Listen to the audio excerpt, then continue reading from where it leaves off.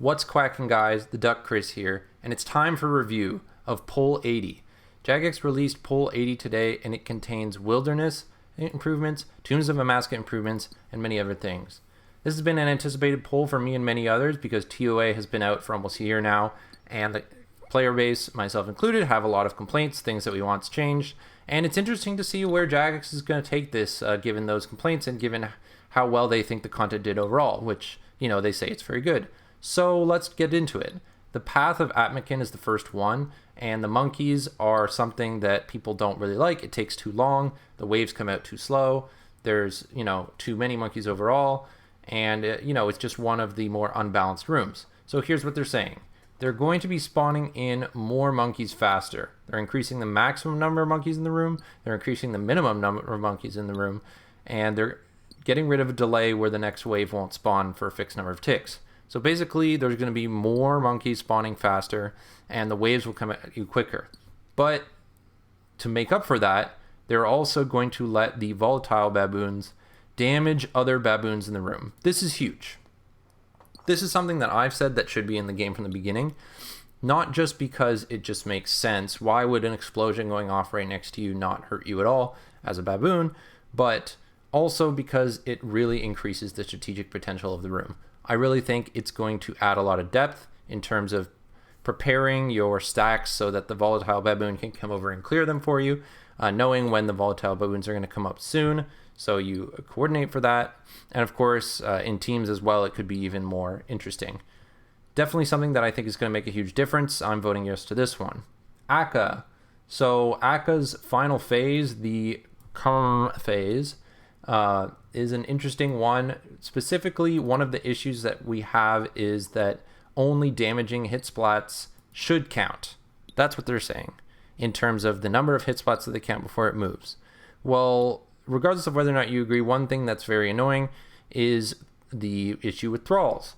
If you thrall in the Akka room, you must note that, I got a medium clue, that the mage thrall, which is the most efficient, is not damaging to the shadows because the shadows protect from mage and range. So this ends up being a lot of extra zeros if your thrall is up, and your thralls tend to last a long time, especially with the combat achievement. So if you have your thrall up, it's actually worse for the final phase. Well, this would make that not count. So the thrall hit splats won't count towards the hits needed to move it to the next one. So you can safely thrall the whole room and it'll be a lot more convenient. That's the only major change. I feel like most of us who are using Fang or, some kind of melee spec weapon, it definitely doesn't end up hitting a lot of zeros. But at the higher defense levels, that might matter as well. So pretty interesting. Definitely a good question. Question 3 is about accessibility. It includes making descriptions more accurate and providing links to the wiki for some of the invocations and other things that are a bit harder to explain. This is something that I could probably care less about. Obviously, if people are being directed to the wiki to figure out exactly what's going on with the invocations that they've chosen, then that's great. I think that's something that everyone should be doing in terms of being willing to look for more information about what's going on rather than just rushing in blindly. But if they're not willing to look at the wiki already, I don't think something like this is going to really help. So we'll see how much it matters. Ultimately, I'll probably vote yes just because it doesn't really matter. And then we have some similar questions here about depositing your supplies inside and then adding an area outside where you can deposit your pickaxe. This saves at most, a couple doses of super combat per day. And, a pickaxe saves like 2 seconds because you could just go in your own raid and deposit the pickaxe and then leave. So really, these don't matter. And I don't know why people care, but sure, why not? Some stuff in the middle here. We've got the skill guide question. This is kind of an interesting one that I didn't really expect. Having played RS3 and seeing the depth of the skill guides over there and kind of the information that you can get about each skill, about the guide and progression system that leads you from one thing to another, I definitely realized that something like this could be useful, especially if they're showing it here where it's resizable and you can pull it out and that sort of thing. Resizable interfaces, geez, that's a number one most have most wanted thing for me in terms of the interfaces we're pulling up. But for this specific interface, obviously, like the level guides that we have in game are quite iconic in look, and to change it to something like this, definitely not something I thought I'd ever see. But regardless, let's see how it goes, and I'm sure it'll help the new players. There is a pull question for this, so obviously they do care, but they're having a toggle back to the previous version is a nice added feature. So I think I'm down to vote yes, just because I know that new players are expecting some kind of detailed skill guide, and the current one is not that. Pyramid Plunders next. They want to adjust the failure rates inside Pyramid Plunder for the later rooms. This is important because they've already done this once or twice in terms of trying to balance Pyramid Plunder so that the later rooms are more efficient to do. It used to be that only the first room was efficient to do to get the scepter, and you saw this huge wave of bots just running into the first room and then leaving. And it kind of made for a silly gameplay loop when, like, you know, you're at Plunder to get the scepter. It's a rare drop, but actually it's only available from the level 30 room instead of the level 91 room. So it's interesting that they have changed that, but there was some overlook in terms of the failure rates, causing the later rooms to actually be less efficient. So they want to adjust that. I think that's a great point, and the details of why it's working that way are just a way that it's been throughout the rest of the game. So it makes sense that they'd pull it because it's been such a long-standing thing. Wintertodt respawn timer. They want to standardize the Wintertodt timer to 1 minute. This is good for hopping, and it doesn't matter for anything else. Sure. Blue Dragon scales from Nightmare Zone. Sure. Remove all resources from Nightmare Zone. Dragon Fire Shield. Fiery attack to reward only defense XP. This kind of thing should not be pulled. No one cares what XP a shield that no one uses for combat wears except for a defense pure. No one is using the Dragon Fire Shield and cares about getting magic experience. Remove all the experience if you want. Who cares? Okay? This should not be pulled. This is definitely the kind of thing that we're wasting our time with. Moving on. Wilderness. So one of the things that they are talking a lot about here is the wilderness bosses, which are in a very interesting spot. Wilderness bosses right now, if you've been doing any of them recently, you know that the group bosses are like okay at giving money, but obviously there's PKers and stuff. And then the solo bosses are like meta for getting the items and pets, but there's bots everywhere. And you can't really do anything about them, especially if they're not in your level bracket. You literally just have to try and crash them and see who wins the PID war. That's literally all you can do. Or, you know, train up an account to level 70 or something. But even then, it's just like you just make them leave. Like, you can't kill them because they teleport instantly. So, basically, they want to do a couple changes to that. First off, they're removing the magic immunity for Callisto, and I think they said RDO also. I don't know why they're doing this. I think it's like the intended way to kill the boss right now is like freeze and then range. So maybe you could freeze and then mage. I don't know if it would be better at all.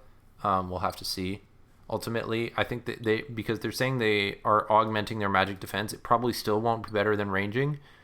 I don't know why augmenting their magic defense is something they want to do, considering that intended method is freezing. This might just get worse, to be honest, but we'll see what happens. I might vote no to this because it just really doesn't make any sense. It's fine for it to be immune to magic. No one is using magic on it. In terms of reducing chip damage, like, sure, that would be good, I guess, but I'm not going to mess with the magic stuff just for that. Webweaver Bow, should we change the special to consume 1 ether instead of 4? Bro, who is literally complaining about losing 3 ether off of doing a Webweaver Bow special attack? Like, literally no one is complaining about that. And if they are, they're poor as hell. So I'm actually going to vote no to that, just for fun. Wilderness Boss Rework Caves. So this was when they're talking about teleport delays. So a teleport delay is something that they added to Rev Caves. They added a feature where you cannot teleport until like 3 tick delay or something. Like, basically you click teleport and it won't teleport you right away, just for no reason, because they thought it would help deter bots or something. Well, it won't. Like, they'll just teleport a little later. Like, maybe you can kill them, but like, still, it, you know, you'll splash your first teleblock anyway. But one thing that I do like about this is that they would say that they remove the delay with the completion of the Wilderness Hard Diary. So this is great. Basically what they're saying is we're going to add this new measure that sort of affects bots and low-level players, but you can bypass it if you do the diaries. So great. Wilderness Diaries need more benefits. They're kind of one of the weaker diaries. And also anything that lets normal players still play the game normally and it hinders the bots and low-level gold farmers, that's great. Similarly, they want to remove a one-tick delay so that you can teleblock as soon as you get in. Sure. I mean, I don't think that I have the reflexes to do that, especially like if I just appear and suddenly there's a guy on my screen, I can one-tick teleblock him. I don't think so. But, maybe not. Maybe I can. And then they also want to make random events not spawn in there. I don't know why. It's nice to get a strange fruit sometimes. So I'll vote no to that one. Also, I can still roll for baguettes while I'm doing my wildy bosses. Similar to that, they want to add a diary gate for the medium diary to gain access to the singles version of the bosses. This is probably the single best point in this whole blog. I think that bots need to go, and the number one way to get rid of bots is to ban them automatically and then let the people who get caught up in it appeal or something. But the number two way to get the bots out of there is to make it harder for the bots to get there so you can ban them before they get there, or to make it not worth botting.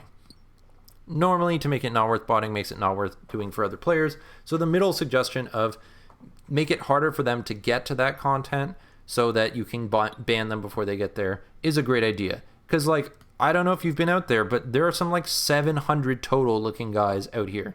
Literally all they do is train up their range and magic a little bit. They use entangle or bind, and they use snake skin. It's disgusting. It's actually disgusting.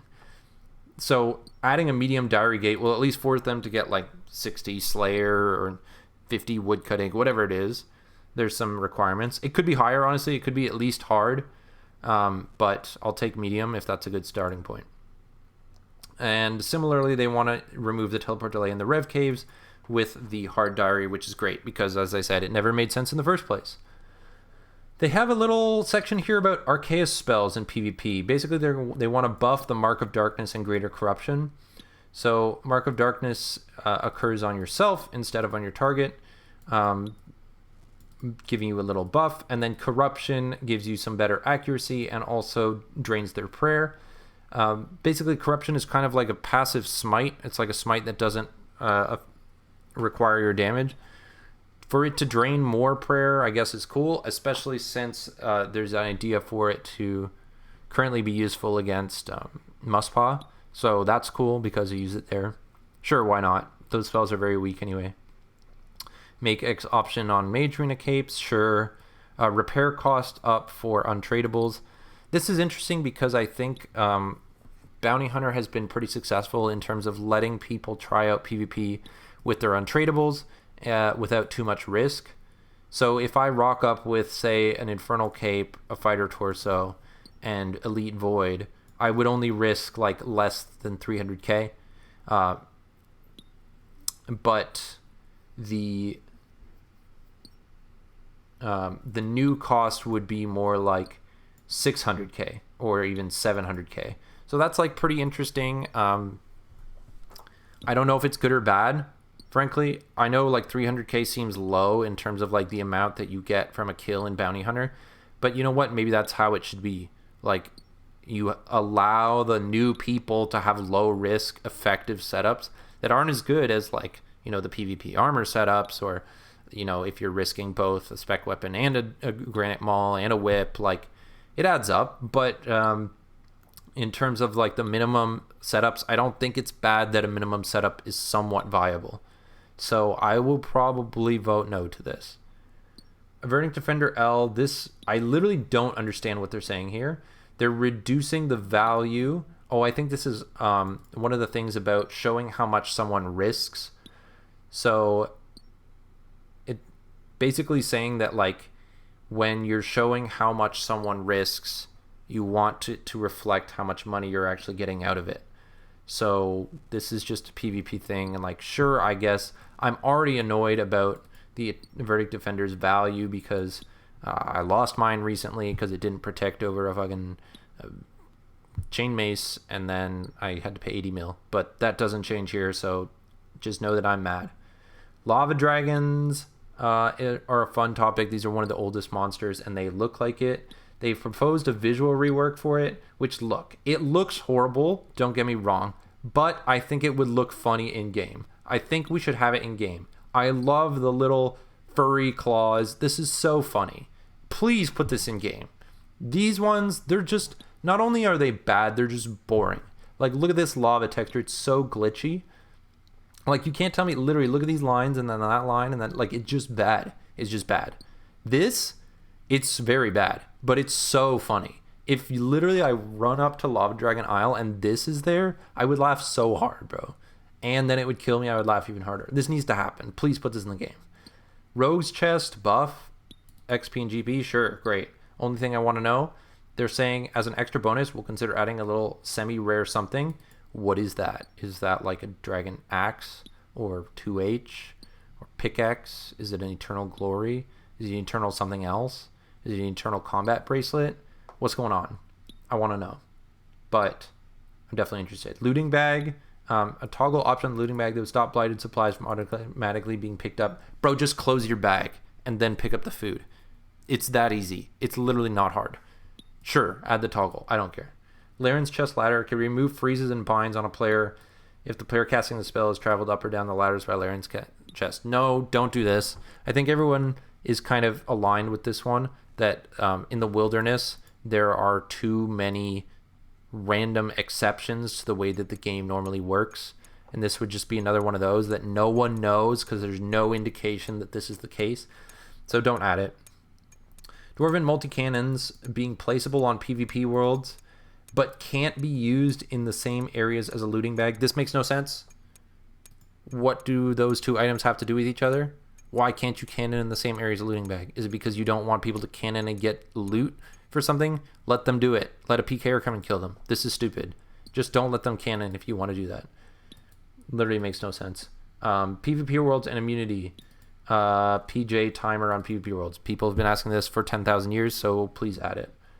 VLS and PvP worlds. Why? We already have it in Bounty Hunter. Just add it in Bounty Hunter. Why? That makes no sense. Every other PvP weapon is only usable in Bounty Hunter, so why would you add VLS to PvP worlds? That makes no sense. Unpulled changes. Wilderness Boss loot table buff, including Scorpia, Chaos Elemental, Wilderness Boss multi, and a little bit of Wilderness Boss single. I don't understand this spindle one. It's basically saying like we want to give you a bit more supply drops because I don't know. Something about it makes the fight inconsistent by attacking quicker after moving to a spot. Like, it literally doesn't make any sense. There's already supply drops at Spindle, so it's fine. Just leave it. Buff Muddy Chest, that's the one in the Lava Maze, I think. Buff the Ruins from Wilderness Diary, sure, no one cares.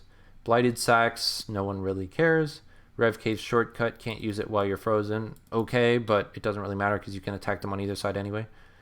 And then Splash Weapons and stuff, no one really cares. So, interesting poll overall. I think there's a lot to love in here. Primarily, the Baba room changes are going to be great.